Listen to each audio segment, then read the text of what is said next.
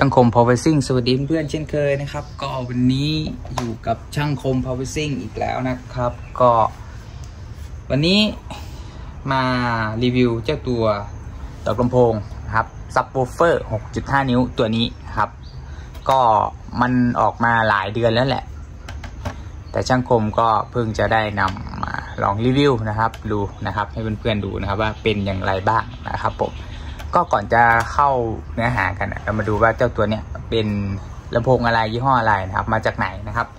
ก็มันเป็นงานของตัวนี้นะครับ HK Subwoofer 6.5 นิ้วนะครับผมเบื้องต้นเนี่ยสเปคเขาที่ให้มานะครับจะเป็นตัวนี้นะครับก็เป็นตัว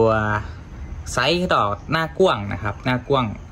176 มิลนะครับแล้วก็สูงความสูงแบบนี้นะครับ138 มิลนะครับผม IMS กำลังวัตต์เนี่ยจำนวนวัตต์เต็มเนี่ยต่อไวท์เนี่ยจะอยู่ที่200 วัตต์นะครับตาม Data Sheet เลยนะครับถ้าผิดหรือถูกประการใดเนี่ยผิดพลาดประการใดขออภัยนะครับอันนี้ให้ข้อมูลตาม Data Sheet นะครับ Data Sheet เราที่มีนะครับตัวนี้เนาะก็กำลังวัตต์ต่อไวท์นะครับต่อไวท์อันนี้ก็Max Power ที่รองรับได้ก็คือ300 วัตต์นะครับต่อ1 โวลต์นะครับ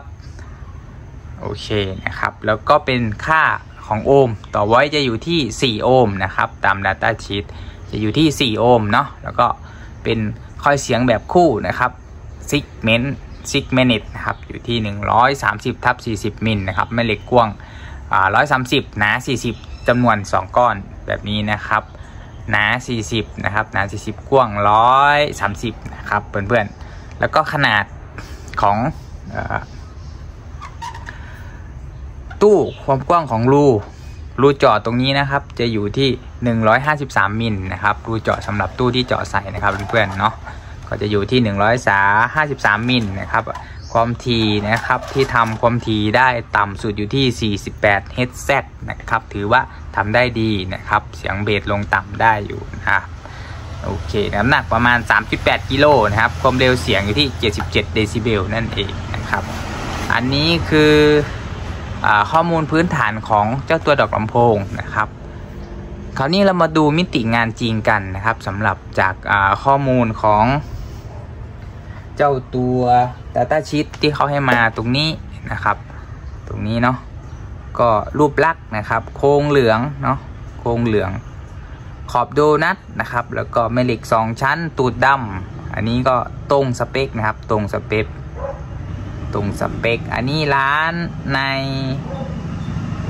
แอปส้มนะครับเพื่อนๆก็มีรายละเอียดบอกทั้งหมดนะครับทั้ง 6.5 นิ้วแล้วก็8 นิ้วนะครับว่าขนาดเท่าไหร่ติดตั้งเท่าไหร่นะครับขนาดกว้างนะครับรูเจาะต้องเท่าไหร่ง่ายมากนะครับอันนี้ร้านที่ผมแนะนำจะเป็นร้านนี้เนาะนี่นะครับก็แนะนำนะครับถ้าใครจะเข้าไปหามาใช้นะครับหรือใครจะกดลิงก์ที่ผมไว้ให้ทิ้งไว้ให้ก็ได้นะครับไม่มีปัญหานะครับก็กดลิงก์ให้นะครับในมุมมองส่วนตัวนะครับของผมนะเท่าที่ดูนะครับการประกอบเนี่ยงานถือว่าประกอบได้ดีนะครับ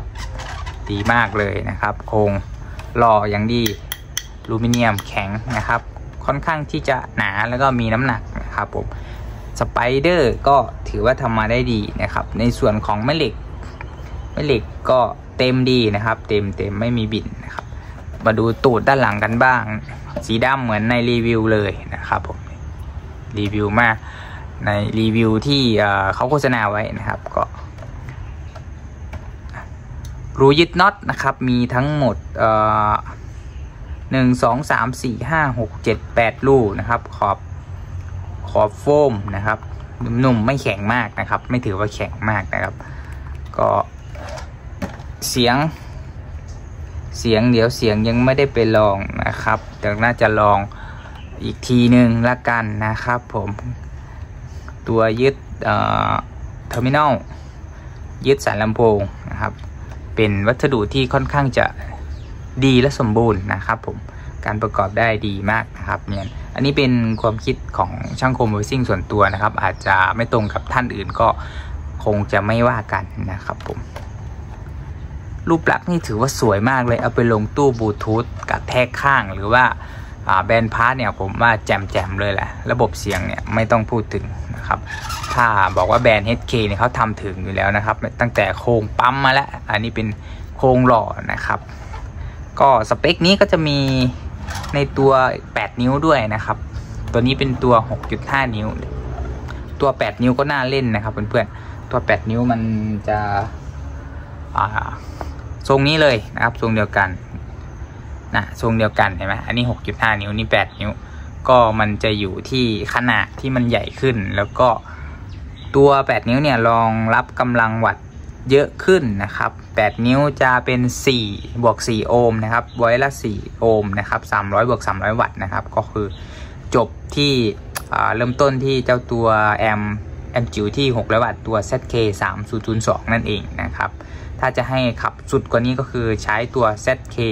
6002ไปเลยหรือว่าเอาบิดก็ได้นะครับ ZK 3002มันจะลงตัวพอดีนะครับอันนี้จะเป็นโครงแดงนะครับถ้าเป็นตามตัวอย่างเนาะโครงแดงนี่เนาะโครงสีแดงก็สวยสีเหลืองก็สวยนะครับก็มีให้เลือกหลากหลายนะครับถ้าท่านใดที่จะรับมาใช้งานหรือต้องการสั่งซื้อเนี่ยดูวิดีโอตรงนี้หน้าวิดีโอผมเนี่ยมันจะมีลิงก์สินค้าอยู่คุณจิ้มแล้วก็สั่งซื้อผ่านออนไลน์ได้เลยนะครับหรือไม่ใครจิ้มไม่ถูกก็เข้าไปที่ข้อมูลเพิ่มเติมของวิดีโอใต้วิดีโอผมจะทิ้งลิงก์ไว้ให้นะลิงก์ที่สามารถกดปุ๊บแล้วมันจะพาเราไปหน้าสั่งซื้อร้านที่ช่างคม Powersing เนี่ยชอบสั่งนั่นเองหรือว่าเป็นร้านที่ปลอดภัยแนะนำส่งจริงตรงปกโอเคประมาณนี้นะครับผมเป็นไงบ้างครับสำหรับลักษณะรูปลักษณ์ภายนอกของตัวดอกลำโพงดอกนี้นะครับก็ถือว่าใช้งานได้ดีกันเลยทีเดียวนะครับแต่ในส่วนของเสียงเดี๋ยวฝากทุกท่านนะครับกด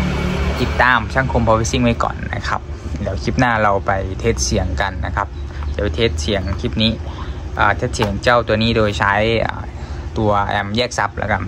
เจ้าตัวแอม ZK 3002นะครับอาจจะทำเป็นบิดแล้วก็ลองเทสเป็น2โอห์มแล้วก็ต่อไวท์ละ1 channel ละ1ไวท์นะครับจะได้ลองเทสกันดูว่าเสียงแล้วก็คุณภาพเป็นยังไงบ้างอาจจะเทสแบบไม่ลงตู้นะครับหรือเทสแบบลงตู้ก็ฝากกดติดตามไว้ก่อนนะครับคลิปหน้าถ้าผมลงไปจะได้ดูได้ทันท่วงทีไปเลยทีเดียวไม่พลาดคลิปดีๆจากช่างคม Powersing นะครับวันนี้ก็น่าจะมีประมาณขนาดนี้ก่อนนะครับฝากกดไลค์กดแชร์กดติดตามช่างคม Powersing ไว้ด้วยนะครับขอบคุณมากครับ